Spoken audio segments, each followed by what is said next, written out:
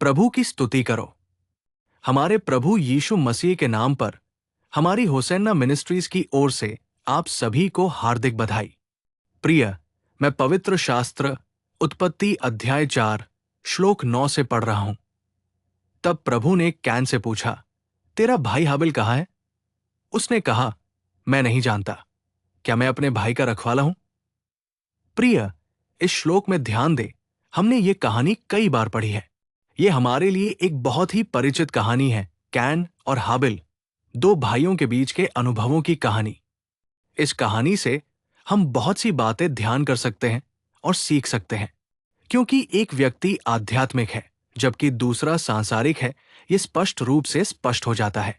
एक ऐसा है और दूसरा वैसा है। इन दोनों से हम आसानी से समझ सकते हैं कि क्या सीखना है और क्या नहीं सीखना है। हाबिल भगवान का प्रिय व्यक्ति और विश्वास का नायक प्रतीत होता है। कैन ऐसा नहीं है। वो अपने विचारों से प्रेरित व्यक्ति है और ईश्वर से नहीं डरता, ईश्वर के प्रति समर्पित नहीं होता, ईश्वर पर विश्वास नहीं करता। उसका रवैया स्पष्ट रूप से दिखाई देता है। वो ईश्वर को धोखा देने की हिम्मत भी करता है। क्या वो सर्वशक्तिमान नहीं है? क्या वो सर्वव्यापी नहीं है? क्या कोई ऐसी रचना है जिसे वो नहीं देख सकता? कैन में ये समझ नहीं है। इसलिए जब वो भेंट चढ़ाता है तब भी उस भेंट में छल दिखाई देता है। वो कर्मकांड से प्रेरित व्यक्ति प्रतीत होता है। किसी तरह मुझे ईश्वर को कुछ देना चाहिए, किसी तरह मुझे ईश्वर के पास जाना चाहिए, किसी तरह मुझे ईश्वर द्वारा देखा जाना चाहिए। लेकिन हाबिल ऐसा नहीं है।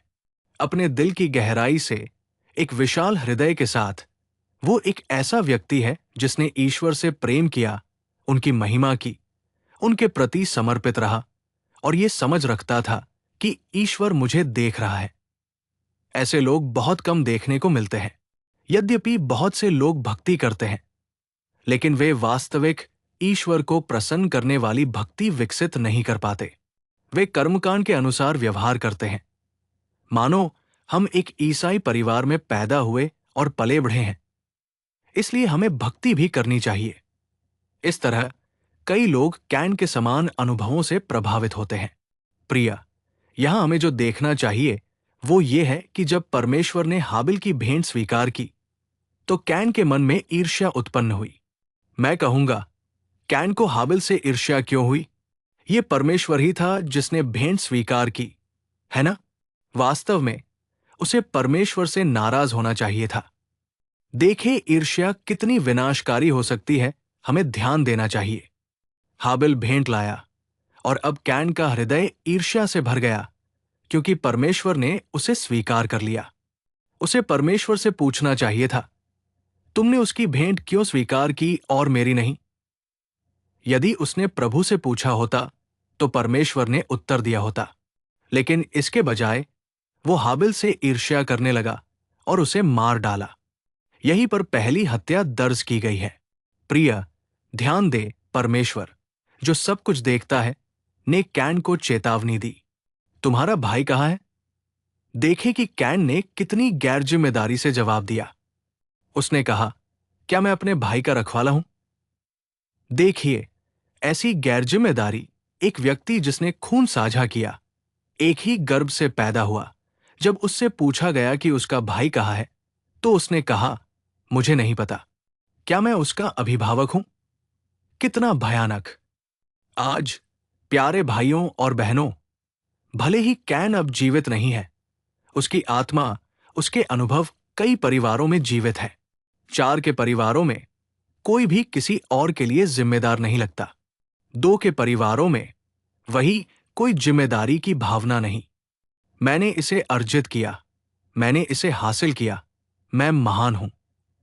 लेकिन कोई नहीं सोचता, ओह, मेरा भाई वहां है, मेरा बड़ा भाई वहां है, मेरी बहन वहां है, मेरी उनके प्रति जिम्मेदारी है। लोग स्वार्थी होते जा रहे हैं। एक ही गर्भ से पैदा हुए, एक ही खून साझा करने वाले भाइयों के बीच भी कैन में देखा गया वही काला अनुभव आज भी कई परिवारों में जारी है। जिम्मेदारी की कमी। वो मेरे बाद पैदा हुआ है ना? मुझे उसकी रक्षा करनी चाहिए, है ना? मुझे उसे बचाना चाहिए, है ना? ये आध्यात्मिक सोच कई लोगों में गायब है। वे बच सकते हैं, बाइबल पकड़ सकते हैं, रविवार को श्रद्धापूर्वक चर्च आ सकते हैं, लेकिन अपने घर में वे अपने भाइयों की परवाह नहीं करते। वे कभी उनके लिए प्रार्थना नहीं करते, कभी उन्हें सुसमाचार नहीं सुनाते, कभी अपने अनुभव साझा नहीं करते। जब तक वे सुरक्षित हैं, उनके लिए यही काफी है। ऐसे लोग आज भी देखे जाते हैं। मैं आपको एक आश्चर्यजनक बात बताता हूं। मैं आपको मरियम के बारे में याद दिलाता हूं। जब वे मूसा को और नहीं छिपा पाए, तो उन्होंने उसे एक टोकरी में रखा और नील नदी पर तैरा दिया। मरियम को देखें, उसने खुद को छिपाकर खतरे से नहीं बचा लिया। उसने खुद को गुप्त रूप से सुरक्षित नहीं रखा। वो खड़ी होकर देखती रही कि उसके भाई के साथ क्या होगा, जिसे उन्होंने नील नदी में एक टोकरी में रखा था। इसे जिम्मेदारी कहते हैं। वे स्थिति जानते थे। वे इस समय मूसा को घर में छिपाकर रखे हुए थे। वे जानते थे कि पकड़े जाने पर उन्हें क्या सजा मिलेगी। फिर भी उसने अपने भाई के प्रति ऐसी जिम्मेदारी के साथ अपनी जान जोखिम में डाल दी। कुछ बुजुर्ग कहते हैं, मैंने सुना है कि घर में एक लड़की एक जिम्मेदारी है। मैंने सुना है, ये सच है।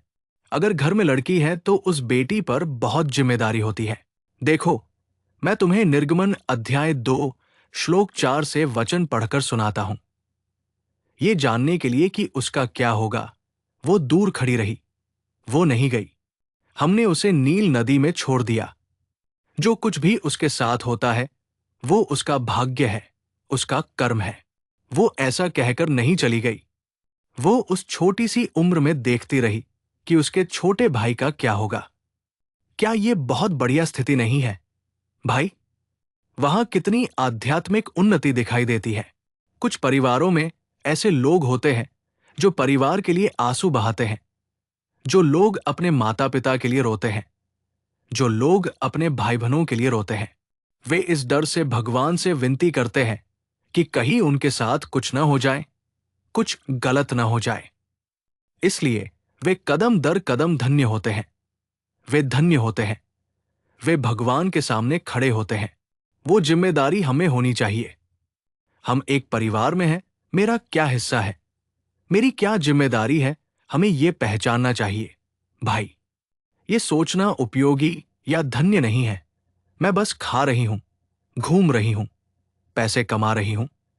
मैंने अपने लिए कुछ रुपए कमाए हैं, मुझे दूसरों की परवाह क्यों करनी चाहिए? मरियम छोटी थी, लेकिन उसने अपने छोटे भाई के लिए कितनी जिम्मेदारी से व्यवहार किया। टोकरी में बच्चे को राजकुमारी ने धीरे से उठाया और वो उसके पास दौड़ी। हालांकि वो एक लड़की थी। देखिए वो कैसे दौड़ी और कितनी समझदारी से बोली, ये हमें आश्चर्यचकित करता है। जब वो वहां गई और राजकुमारी ने बच्चे मूसा को उठाया और उसे देखा, तो उसने जाना कि वो एक हिब्रू बच्चा था। तब तुरंत इस छोटी मरियम ने ये नहीं कहा, ओ नहीं मेरे भाई, और मूर्खतापूर्ण व्यवहार नहीं किया, रोया या रोया नहीं। उसने बहुत समझदारी से व्यवहार किया। राजकुमारी ने कहा, क्या मैं इसे पालने के लिए एक माँ लाऊं? वाह, क्या समझदारी, क्या जिम्मेदारी! अपने भाई और उसके परिवार के प्रति कितना गहरा प्यार। घर बनाने का यही मतलब है। जिम्मेदारी के साथ काम करने का यही मतलब है। रोना चिल्लाना नहीं, सिर्फ इसलिए कि हमारे पास मुंह है। कुछ कहना और रोना धोना नहीं, और सबको डराना नहीं, बस इतना ही नहीं। वो छोटी थी, लेकिन उसका दिल बड़ा था। ये कितना नेक है। राजकुमारी ने कहा, क्या मैं उसे दूध पिलाने के लिए कोई औरत लाऊं? वो तुरंत दौड़ी और अपनी मां को ले आई। देखिए उसने कितनी चतुराई से काम किया, कितनी समझदारी से काम लिया। ये ईश्वरीय बुद्धि है। प्यारे लोगों, मैं आपको ये कहानी क्यों सुना रहा हूं? उस तरह की जिम्मेदारी हम पर होनी चाहिए। अपने परिवार के लोगों की रक्षा करना और उन्हें बचाना, उनके कल्याण के लिए संघर्ष करना, हमें उस जिम्मेदारी को कभी नहीं छोड़ना चाहिए। हमें उस जिम्मेदारी वाले लोग बनना चाहिए। मैं आपको एक और कहानी सुनाता हूं। एक बार अब्राहम के भतीजे लूत को दुश्मनों ने बंदी बना लिया। ये खबर अब्राहम तक पहुंची। प्यारो, जो बात दिल को तोड़ती है वो ये है, तब तक अब्राहम लूत से अलग हो चुका था। वो कह सकता था, मैं क्यों परेशान हूं? मेरे बच्चे, मेरा घर, मेरा झुंड, मेरे नौकर चाकर, अगर मैं अपना ख्याल रखूं तो क्या ये काफी नहीं है? मैं किसी और के पास क्यों जाऊं? लेकिन अब्राहम ने ऐसा नहीं सोचा। खबर सुनते ही कितना उदार हृदय था उसका। अब्राहम ने अपने घर से 380 प्रशिक्षित लोगों को लिया और चल पड़ा। कहा, शत्रुओं से लड़ने। आज क्या कोई अपने खून के रिश्तेदार के लिए अपनी जान जोखिम में डालकर युद्ध में जाएगा? क्या कोई ऐसा बलिदान देगा और ऐसा साहस करेगा? कुछ लोग बस कुछ रुपए देकर अपना हाथ धो लेते हैं। वे कहते हैं, कोई उपाय देखो बेटा। मैं क्या कर सकता हूं? मेरा भी परिवार है, मेरे भी बच्चे हैं, पत्नी है, नौकर हैं, काम है। अगर तुम्हें कुछ हो जाए तो सोच लेना, जो कर सकते हो करो। वे बस कुछ रुपए देकर अपना हाथ धो लेते हैं। लेकिन अब्राहम की जिम्मेदारी देखिए। उसने सोचा, मुझे इस समय चुप नहीं रहना चाहिए। मुझे जो कर सकता हूं करना चाहिए। उसने अपने घर से उन प्रशिक्षित लोगों को लिया, युद्ध में गया और अपने भतीजे को बचाया। मैं तुमसे बस एक बात पूछ रहा हूं, जब हमारे खून के रिश्तेदार मुसीबत में होते हैं तो क्या हम उनकी मदद बड़े दिल से कर सकते हैं? क्या हम उनके लिए कुछ कर सकते हैं? हम आस्तिक हैं, हम प्रभु को जानते हैं, हम ईश्वरीय मार्ग पर चलते हैं, लेकिन हम उस गहरे प्रेम को साझा करने में असमर्थ हैं। स्वार्थ बाधा डालता है, दुनिया हमारे लिए बाधा बन जाती है। हम सभी संबंध तोड़ देते हैं और कहते हैं, बस। ये भयानक है भाई। अब्राहम की जिम्मेदारी को देखें। उसने अपने लिए नहीं, बल्कि अपने भाई के बेटे के लिए अपनी जान जोखिम में डाली।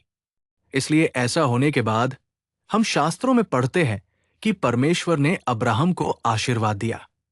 परमेश्वर देखता है हमारा हृदय कितना विशाल है, हमारी प्रार्थना कितनी विस्तृत है, हमारा मन कितना उदार है। वो ध्यान देता है।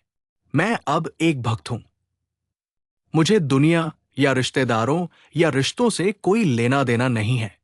मैं अब प्रभु को जानता हूं, इसलिए मुझे एक शॉल लपेटना चाहिए, अपनी कमर बांधनी चाहिए, बाइबल पकड़नी चाहिए और बैठना चाहिए। क्या ये भक्ति है? नहीं भाई, हमारा हृदय विशाल होना चाहिए। हमें ये जिम्मेदारी लेनी चाहिए। भजन संहिता में हम एक सुंदर वचन पढ़ते हैं। भजन संहिता 35:13। जब वे बीमार थे तो मैंने टाट ओढ़ा और उपवास करके खुद को दीन किया। हे प्रिय, देखो, कोई बीमार था, बीमारी से पीड़ित था, और उनके लिए उसने टाट ओढ़ा और उपवास किया और अपनी आत्मा को कष्ट दिया। क्या हम किसी के लिए प्रार्थना करने में सक्षम हैं? अगर कोई बीमार है या बीमारी से पीड़ित है, अगर हम ऐसे लोगों को देखते हैं तो क्या हम उनके लिए उपवास कर सकते हैं, अपनी आत्मा को कष्ट दे सकते हैं, टाट ओढ़ सकते हैं और ऐसे काम कर सकते हैं? अगर हम ऐसे किसी को देखते हैं तो हम दूर हो जाते हैं। अगर हम ऐसे कमजोर लोगों को देखते हैं तो हम उनसे दूर हो जाते हैं, जैसे कि वे हमारे लिए नहीं हैं। आज बहुत से लोग बीमारी से पीड़ित हैं। बहुत से लोग पाप के बोझ तले सो रहे हैं। बहुत से लोग गरीबी, संकट में कुचले हुए हैं। प्रिय, वो उदारता, वो जिम्मेदारी हमारे अंदर होनी चाहिए। वही जिम्मेदारी हमारे लिए आशीर्वाद बन जाएगी। क्या मैं हमारे प्रभु यीशु मसीह के बारे में कुछ कह सकता हूं? हम पवित्र शास्त्रों में पढ़ते हैं कि जब उसने भेड़ों को बिना चरवाहे के देखा तो वो रो पड़ा। वो क्यों रोएगा? वो गौरवशाली है ना? वो पवित्र है। लेकिन जब उसने चरवाहे के बिना भेड़ों को देखा, जो रास्ता न जानते हुए भटक रही थी, तो वो रो पड़ा। उसका हृदय इतना कोमल, इतना विशाल है। तो हम में से जो लोग उसका अनुसरण करते हैं, जो उसके पीछे चलते हैं, हमारे अंदर भी ऐसा विशाल हृदय होना चाहिए। हमें जिम्मेदारी वाले लोग होना चाहिए। तभी हमारे परिवार स्वर्गीय निवास में बदल जाएंगे। हम बहुतों के लिए आशीर्वाद बन जाएंगे। अब्राहम को देखें, वो एक आशीर्वाद बन गया और बहुतों को आशीर्वाद देने वाले में बदल गया। हम भी ऐसे आशीर्वाद, ऐसी कृपा पा सकते हैं। मेरा परमेश्वर हम सभी को ऐसी कृपा प्रदान करे। आमीन। आइए हम अपना सिर झुकाएं और एक छोटी सी प्रार्थना करें। हे प्रभु, कृपा और सत्य से परिपूर्ण, हे जीवन के राजकुमार, हम आपको धन्यवाद देते हैं। पिता, हम आपसे प्रार्थना करते हैं कि आप हमें आध्यात्मिक बनने और जिम्मेदारी वाले लोगों के रूप में व्यवहार करने में मदद करें। हमारे दिलों को सिकुड़ने न दें। हम बड़े दिल वाले, उदारता से भरे दिल वाले लोग बने। प्रभु, हमारे साथी मनुष्य, हमारे खून के साथ पैदा हुए लोग, हमारे परिवार के सदस्य, हम आपसे प्रार्थना करते हैं कि आप हमें जिम्मेदारी के साथ उनका नेतृत्व करने की बुद्धि प्रदान करें। पिता, जिस तरह मरियम ने उन दिनों समझदारी से व्यवहार किया, हम भी उसी तरह समझदारी से व्यवहार करने के लिए मदद मांग रहे हैं। अगर हमें कोई ऐसी बात है जो आपको नापसंद है, तो उसे दूर करें। हमारे दिलों को चौड़ा करें, हमें बदल दें और हमें कई लोगों के लिए आशीर्वाद के रूप में ढालें। हमें अब्राहम की तरह आपका प्रतिनिधि बनने में मदद करें।